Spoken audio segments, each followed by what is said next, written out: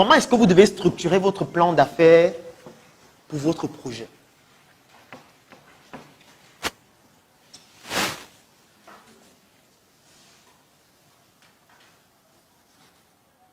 Plan d'affaires.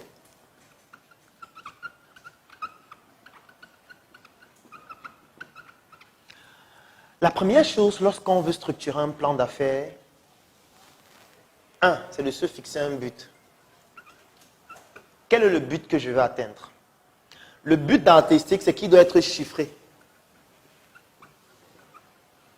Deuxième caractéristique, il doit être délimité dans le temps.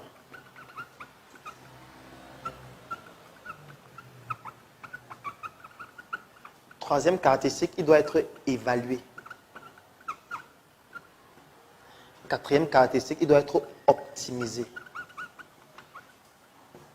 Je m'explique.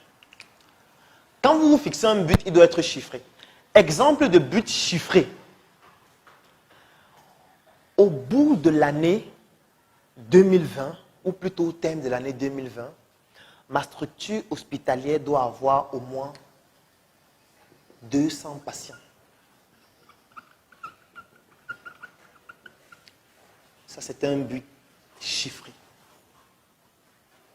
Deuxième caractéristique, un but délimité dans le temps.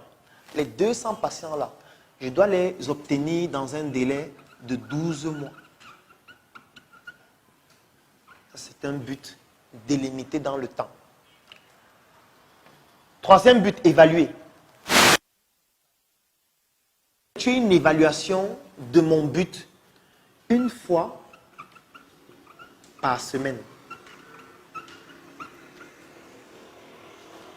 Et quatrième chose, après l'évaluation de mon but, je dois optimiser l'atteinte de mon but en fonction des résultats de l'évaluation une fois par semaine.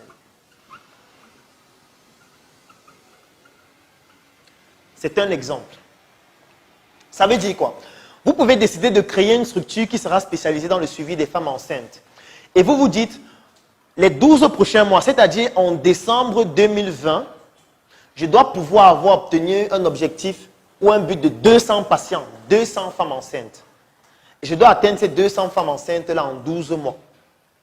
Chaque semaine, je peux fixer un jour de la semaine, disons dimanche. Chaque dimanche, je vais faire une évaluation de l'état d'avancement de mon but.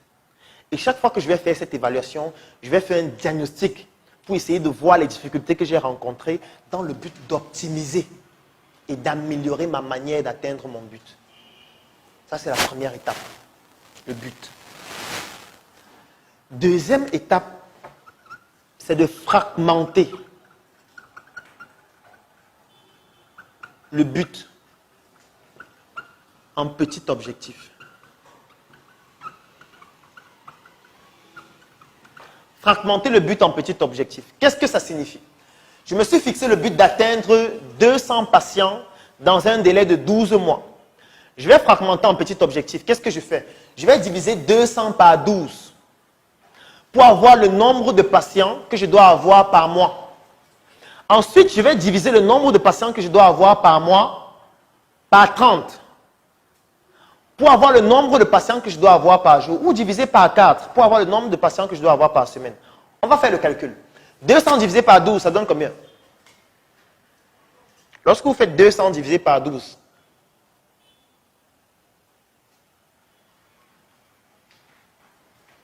combien? Combien? 16, ok, on va prendre 17. Ça veut dire, lorsqu'on a divisé par 12, ça nous donne donc 17 patients par mois. Alors, diviser 17 par 4, ça donne combien? 4 environ. Disons 5. 5 patients par semaine. Ça veut dire en moyenne un patient par jour.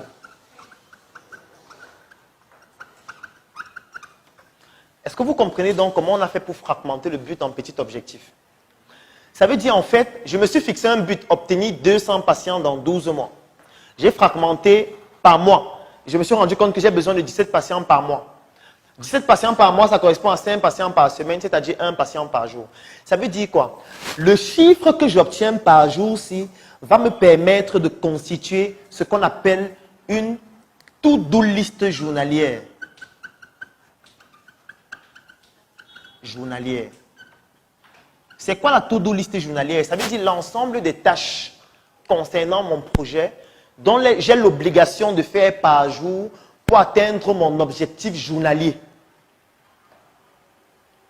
Ça veut dire c'est un petit document que je peux rédiger dans mon bloc-notes, sur mon téléphone, sur un calepin ou dans un classeur, qui va me permettre de fixer les ensembles de tâches que je dois réaliser par jour qui me permettront d'atteindre l'objectif journalier. Exemple, je me suis dit, j'ai calculé, je me suis rendu compte que je dois avoir un patient par jour. Ma to-do list peut donc être de faire une prospection à l'hôpital tous les jours pour obtenir un nouveau patient. Ma to-do list peut être de faire une nouvelle publication sur Facebook tous les jours afin que la nouvelle publication me permette d'obtenir un nouveau patient. Voilà un exemple de to-do list.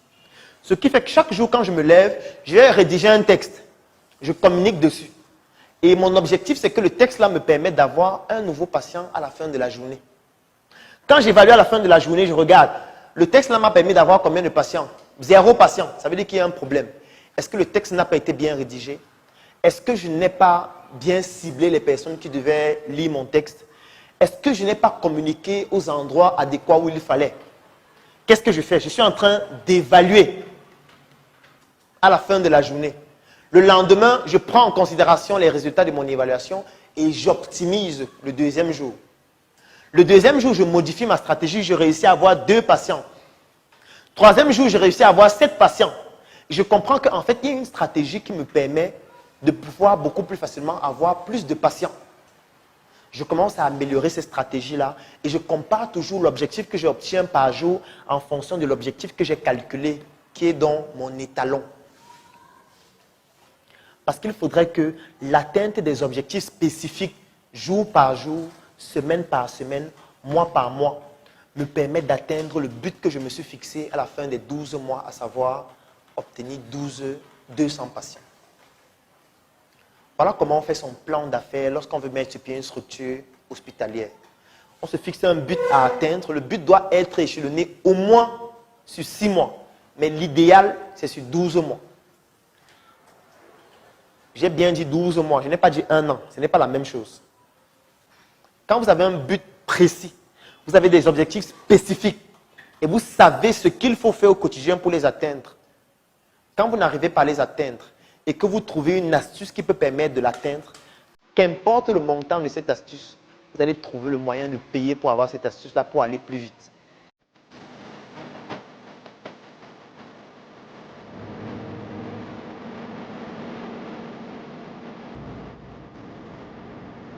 Alors, le but, c'est qu'à la fin de la formation, chacun des groupes doit pouvoir avoir créé sa structure hospitalière avec les premiers résultats, le nombre de patients qu'ils ont déjà pu avoir, le chiffre d'affaires qu'ils ont pu réaliser. Toutes leurs réalisations, on doit pouvoir répertorier ça à la fin de la formation et voir exactement ce que chacun des groupes a pu faire.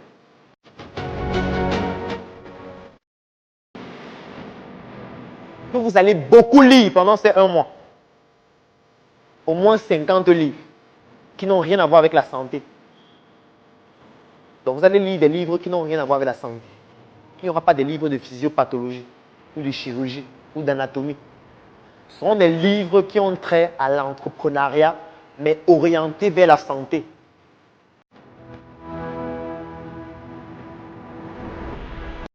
Il y aura un test que vous allez faire pour identifier quelle est la forme d'intelligence qui est la plus prédominante chez vous.